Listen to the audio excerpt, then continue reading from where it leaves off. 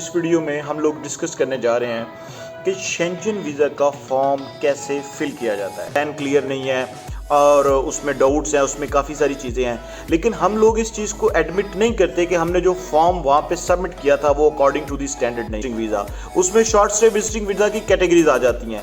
अब उसमें काफ़ी सारे लोग इस चीज़ पे भी कंफ्यूज हो जाते हैं कि हमने विजिट वीज़ा आता है कि मतलब अगर कोई गया होता है तो वो यस लगाएगा, अगर कोई नहीं गया तो वो नो लगाएगा। ये एरर्स होते हैं फॉर्म फिल करने के दौरान जिनको मैंने हाईलाइट किया है, जिनको आप निगलेक्ट करते हैं या इग्नोर करते हैं, लेकिन वही चीज़ आपकी वीज़ा रिजेक्शन की इशू और रेशो में एक इंपॉर्टेंट रोल प्ले करती है। Hi guys, welcome to my YouTube channel, welcome to another interesting vlog. एक नई इन्फॉर्मेटिव इंटरेस्टिंग वीडियो लेके मैं आप लोगों के पास आया हूँ। इस वीडियो में हम लोग डिस्कस करने जा रहे हैं कि शेंजन वीज़ा का फॉर्म कैसे फिल किया जाता है। एक सबसे इंटरेस्टिंग पॉइंट है, एक सबसे इंटरेस्टिंग टॉपिक है, और ये एक ऐसा टॉपिक है कि जिसके ऊपर 95% लोग मिस्टेक करते हैं, एरर देते हैं अपना फॉर्म फिल करते हुए। और जब वो लोग एरर देते हैं तो फिर वो एक्सपेक्ट करते हैं कि हमें हमारे वीज़ा का जो रिजल्ट है वो पॉजिटिव मिलेगा, जो कि बिल्कुल भी उनको उनके वीज़ा का रिजल्ट पॉजिटिव नहीं मिलता। अब ये एक ऐसा फॉर्म है, ये एक नहीं पूरे मतलब कि कहीं पे भी आप वीज़ा फाइल करते हैं तो जो वीज़ा एप्लीकेशन फॉर्म होता है वो सबसे इंपॉर्टेंट होता है। अभी के हम लोग जब अपनी प्रोफाइल को प्रिपेयर करते हैं तो हम लोग बाकी डॉक्यूमेंट्स का बहुत ज़्यादा ख्याल रखते हैं, जिसमें हम लोग बैंक स्टेटमेंट का बहुत ज़्यादा ख्याल रखते हैं, जिसमें हम लोग अपनी ट्रैवल हिस्ट्री का बहुत ज़्यादा ख्याल रखते हैं, और बाकी फर्दर जो डॉक्यूमेंटेशन होती है उसका हम लोग काफ़ी ज़्यादा ख्याल रखते हैं। लेकिन एक चीज़ को हम निगलेक्ट करते हैं। अगर उस चीज़ को निगलेक्ट ना करें और उस चीज़ को निगलेक्ट करने की बजाय खुद से करें तो उसके क्या असरात होते हैं या उसका क्या रिजल्ट निकलता है, ये सारी बातें मैं आपको इस वीडियो में बताने जा रहा हूँ। जो लोग भी चैनल पे नए हैं, मेरी आपसे रिक्वेस्ट है सर, काइंडली मेरे चैनल को सब्सक्राइब कर दीजिएगा, वीडियो को लाइक कर दीजिएगा, वीडियो अच्छी लगे तो इसको ज़रूर शेयर कीजिएगा उन लोगों तक जिनको इसकी सबसे ज़्यादा ज़रूरत है। बहुत सारे लोग ऐसे हैं जो इस तरह की वीडियोस का वेट कर रहे होते हैं या इस तरह के एरर्स की वजह से उनका जो है ना वो एक वीज़ा रिजेक्ट हो जाता है। वीज़ा रिजेक्ट होने की जब हम रीजंस देखते हैं तो उसमें सबसे पहले हमें जो एक चीज़ नज़र आती है, स्पेशली शेंजन के पॉइंट ऑफ व्यू से, point number 2, point number 10, point number 13 जो है ना वो मेजरली मार्क किया जाता है। अब पॉइंट नंबर 2, पॉइंट नंबर 10 और पॉइंट नंबर 13 में अगर हम उसकी बेसिक रूट कॉज में जाते हैं तो बहुत सारी चीज़ें होती हैं जो नज़र आती हैं, जिसमें हम लोग ये कहते हैं कि प्लान क्लियर नहीं है और उसमें डाउट्स हैं, उसमें काफ़ी सारी चीज़ें हैं, लेकिन हम लोग इस चीज़ को एडमिट नहीं करते कि हमने जो फॉर्म वहाँ पे सबमिट किया था वो अकॉर्डिंग टू दी स्टैंडर्ड नहीं था। अब अकॉर्डिंग टू दी स्टैंडर्ड क्या होता है और वो कौन सा फॉर्म होता है, वही आप लोगों को मैं सिखाने जा रहा हूँ इस वीडियो में।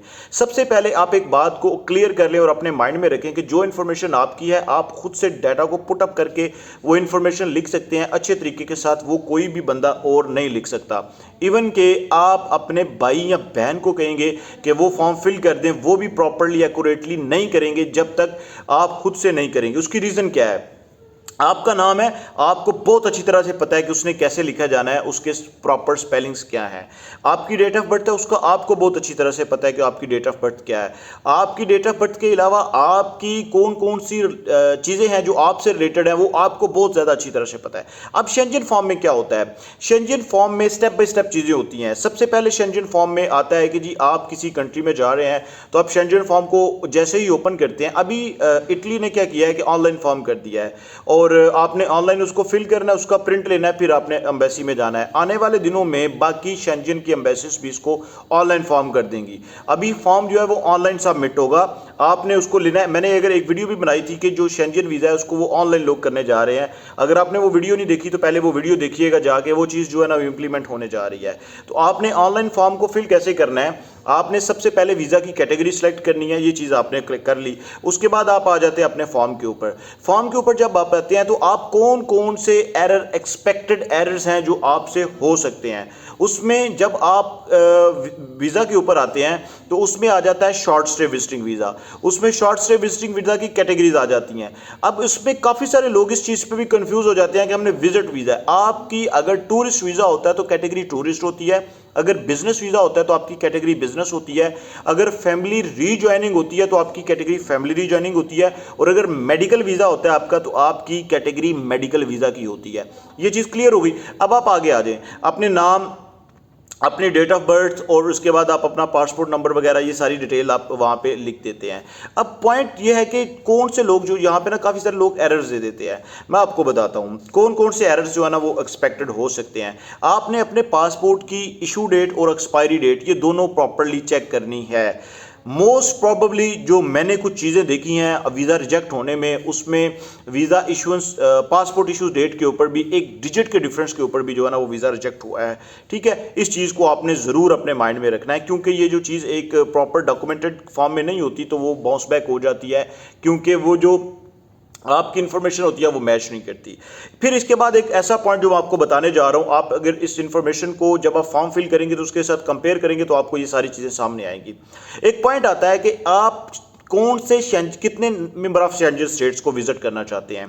तो आप हमेशा, आपको एक गाइडलाइन देते, आप हमेशा से एक ही अपना रूट रखें और एक ही कंट्री को आप जो है ना वो टारगेट करें। बेशक आप 10 कंट्रीज में जाएं, लेकिन आप एक ही कंट्री को मेंशन करें। अब जिस कंट्री को आप मेंशन कर रहे हैं उस कंट्री की आप length of stay, duration of stay भी मेंशन कर दें। वहां पे एक कॉलम आता है कि कितने दिन से लेके कितने दिन तक है। फिर आता है इससे पहले कभी शेंजन में गए हो, नो। आप जब नो लगाएंगे तो ऑटोमेटिकली वो खत्म हो जाएगा। फिर आता है कि मतलब अगर कोई गया होता है तो यस लगाएगा, अगर कोई नहीं गया तो वो नो लगाएगा। फिर आता है कि आप जो है ना कौन सी एंट्री एक्सपेक्ट कर रहे हैं, 1, 2 और ये जो 1S का मतलब है सिंगल और 2 का मतलब होता है मल्टीपल। तो आप फर्स्ट टाइम जो अप्लाई कर रहे हैं वो हमेशा 1 ही को लगाया करें।